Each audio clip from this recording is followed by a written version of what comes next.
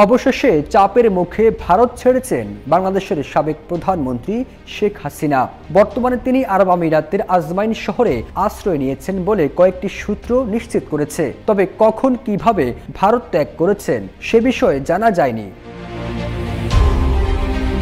ধারণা করা হচ্ছে দেশটির আজমাইন শহরে শেখ হাসিনার বিশ্বস্ত কর্মী শামীম ওসমানের বাসায় আশ্রয় নিয়েছেন তিনি। সেখানে তার বোন শেখ রেহানাও আছেন। এর আগে গত 5 আগস্ট দেশ ত্যাগ করে ভারতে পালিয়ে যান শেখ হাসিনা।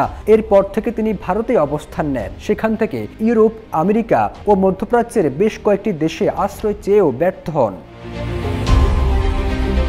এর আগে সংযুক্ত আরব আমিরাতে শেখ হাসিনা আশ্রয় চাইলে দেশটি রাজি হয়নি। ব্রিটেন, যুক্তরাষ্ট্র ও মধ্যপ্রাচ্যের অন্যান্য দেশগুলোও 250-টিরও বেশি ডিজাইন অপশন নিয়ে ওয়ালটন স্মার্ট ফ্রিজ, বোঝে আপনার প্রয়োজন। শেখ হাসিনাকে আশ্রয় দিতে অস্বীকার জানায়। তবে এখন কোন প্রেক্ষাপটে এবং কি শর্তে আজমাইন শহরে শেখ হাসিনাকে আশ্রয়ের অনুমতি দিয়েছে সে সম্পর্কেও সুনির্দিষ্ট কোনো তথ্য পাওয়া যায়নি।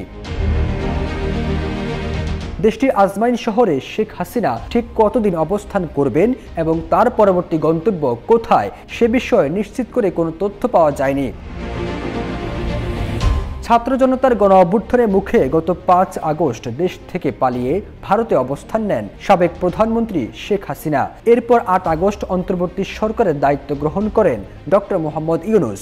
শেখ হাসিনার প্রায় 16 বছরের শাসনামলে দুর্নীতি, অনিয়ম, দুঃশাসন আর অসংখ্য বিচার বহির্ভূতভাবে হত্যাকাণ্ডের জন্য শেখ হাসিনাকে দেশে ফিরিয়ে এনে বিচারের দাবি উঠেছে বিভিন্ন মহলে। সেই প্রক্রিয়ায় কাজও করছে অন্তর্বর্তী সরকার।